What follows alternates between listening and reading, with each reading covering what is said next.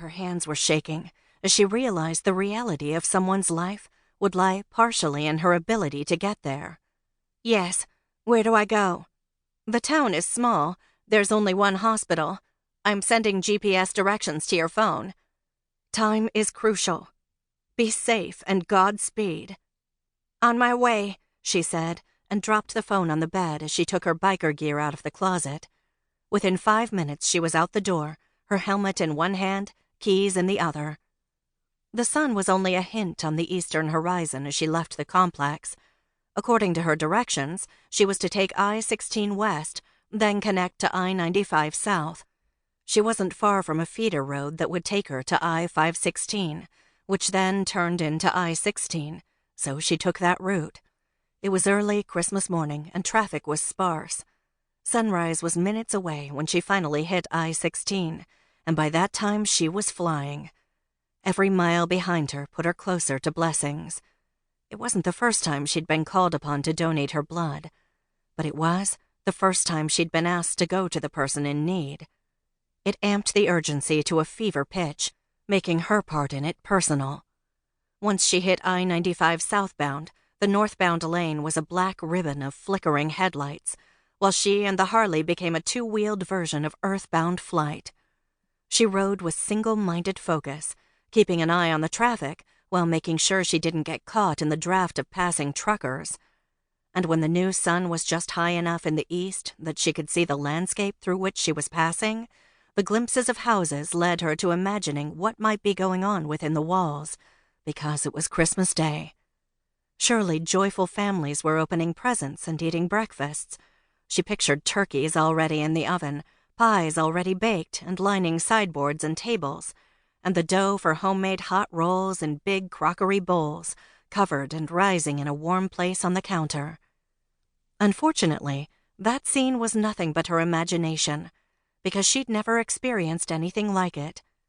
But the closer she got to blessings, the more she realized there was no time to dwell on what she didn't have.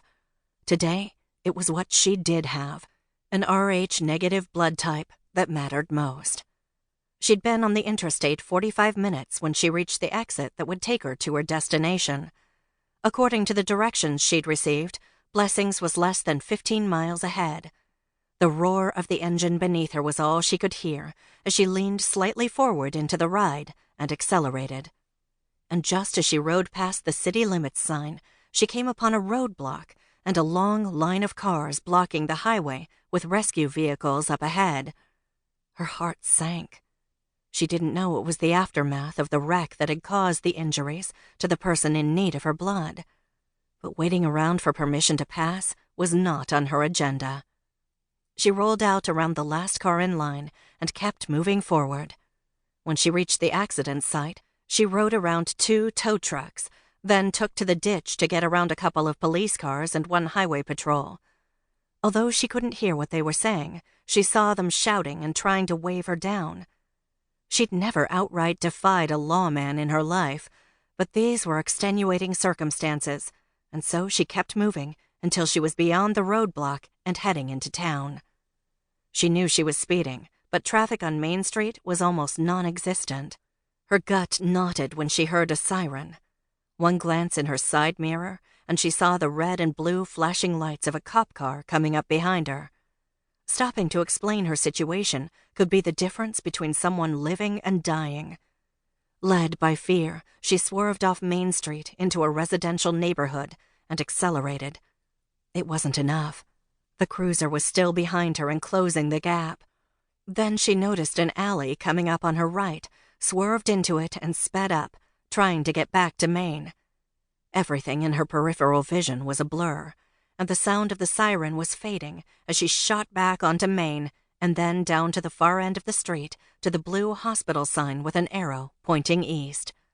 She followed the arrow, saw the hospital building straight ahead, and headed toward the entrance marked ER.